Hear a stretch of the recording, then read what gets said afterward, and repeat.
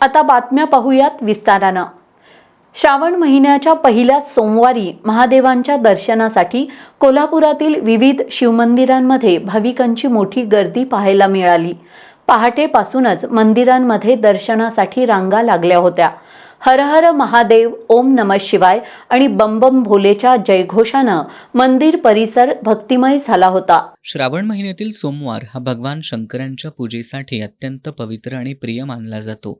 या दिवशी भाविक उपवास करतात, शिवलिंगावर जल, दूध आणि बेलपत्र वाहून रुद्र अभिषेक करतात।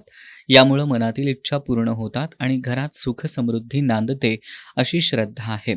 आज श्रावणातील पहिला सोमवार असल्यानं भगवान महादेवाच्या दर्शनासाठी सकाळपासूनच भाविकांनी मोठी गर्दी केली होती।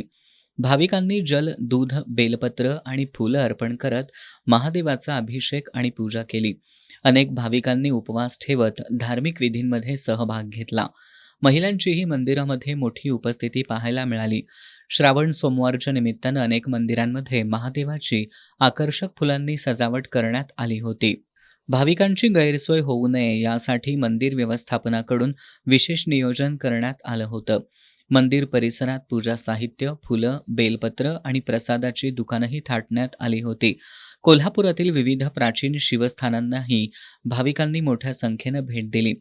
शिवाजी पार्क, स्टेशन रोड परिसरातील वटेश्वर हे पारंपरिक शिवस्थान असून श्रावण सोमवार आणि महाशिवरात्रीला इथं विशेष गर्दी होते। तसंच लक्षतीर्थ वसाहतीतील श्री लक्षेश्वर महादेव मंदिर हे ऐतिहासिक आणि प्राचीन शिवमंदिर आहे। जीर्णोद्धारानंतर हे मंदिर परिसरातील तलावाच्या काठावर सुंदर आणि शांत वातावरणात वसल्यानं या ठिकाणीही भक्तांनी मोठी गर्दी केली होती। छत्रपती शाहू स्टेडियम जवळील रावणेश्वर मंदिराचाही प्राचीन करवीरच्या इतिहासाशी संबंध आहे। मंदिराच्या शिखरावरील शिव, पार्वती, गणेश, कार्तिकेय आणि रावणाच्या शिव आराधनेची शिल्प लक्षवेधी आहेत। श्रावणात इथं रुद्राभिषेक केला जातो।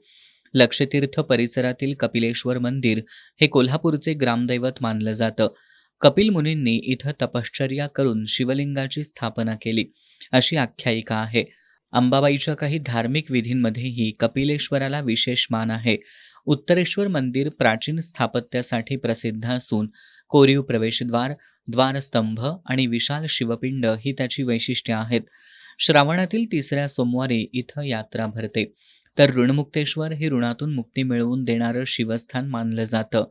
इंद्राला पातकातून मुक्ती मिळाल्याची आख्यायिका या तीर्थाशी जोडली जाते। त्यामुळे विविध ऋणातून मुक्तीसाठी भाविक इथं पूजा आणि अभिषेक करतात। कोल्हापुरातील विविध शिवमंदिरांमध्ये भाविकांची आज पहाटेपासून सुरू झालेली गर्दी संध्याकाळपर्यंत दिसून येत होती। हर हर महादेव, ओम नमः शिवाय आणि बम बम भोलेच्या जयघोषानं मंदिर परिसर भक्तिमय झाला होता।